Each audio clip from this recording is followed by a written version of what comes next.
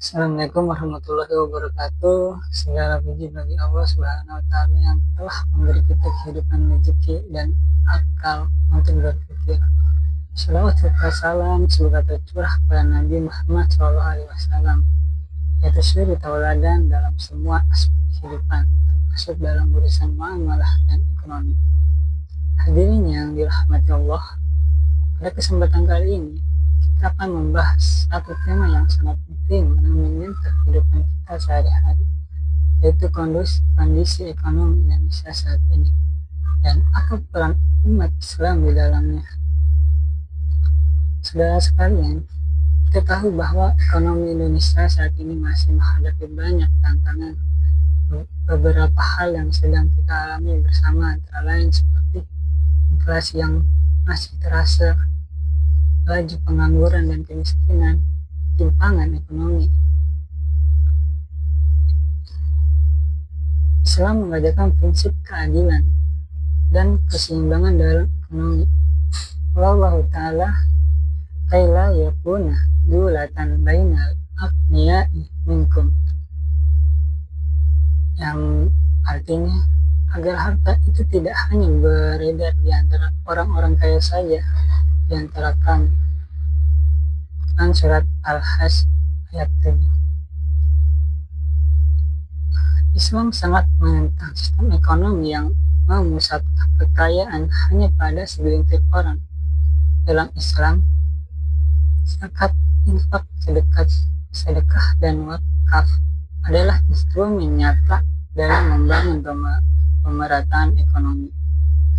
Pada kesempatan ini, saya ingin mengajak kita semua merenung dan peduli terhadap satu kelompok besar di negeri ini yang menjadi tulang punggung ekonomi, namun seringkali tidak mendapat perhatian dan perlindungan yang layak, yaitu para petani, buruh, dan pelaku UMKM.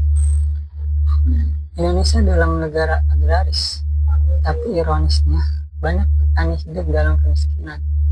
Mereka bekerja dari subuh sampai senja, menanam padi, sayur, buah, namun hasil panen sering tidak sebanding dengan biaya produksi. Harga naik, harga jual turun, sementara bulog mengambil untung besar. Bukankah ini bertentangan dengan nilai keadilan dalam Islam? Allah Ta'ala wala tajhasun nasa asya'ahum wala ta'saw fil ardi mufsidin, dan janganlah kamu merugikan manusia terhadap hak-haknya. Dan surat Asy-Syura ayat 193. Petani adalah pejuang pangan. Jika mereka hancur, maka mereka akan kehilangan kedaulatan makanannya. Saudara-saudara sekalian, kaum buruh juga menghadapi tantangan besar. Mereka bekerja di pabrik, konstruksi, pembangunan, dan berbagai sektor industri dengan upah yang minim, kadang tanpa jaminan keselamatan atau kesehatan kerja. Kalau Rasulullah SAW, atul ajrahu qabla an yahiffa arakuh wa limhu ajrahu wa huwa fi amal.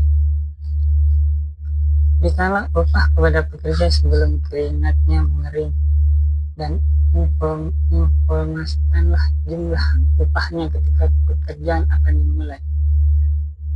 Hadis riwayat Al-Bukhari dalam As-Sunan As-Subrah. Islam sangat menekankan keadilan kepada pekerja.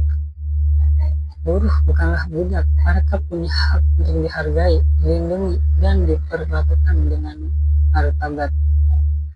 UMKM, dan ada pula UMKM kecil dan menengah menyerap lebih dari 90% tenaga kerja Indonesia. Saat krisis ekonomi seperti pandemi bahkan resesi, UMKM lah yang menjadi benteng terakhir ekonomi rakyat. Namun apa yang terjadi? Mereka sulit mendapatkan modal, akses pasar terbatas, dan harus bersaing dengan produk luar yang murah dan massal. Dan Islam dalam ekonomi kerakyatan Kalau Allah Ta'ala wa ta'awanu 'alal birri wat taqwa, dan tolong menolonglah kamu dalam kebaikan dan takwa.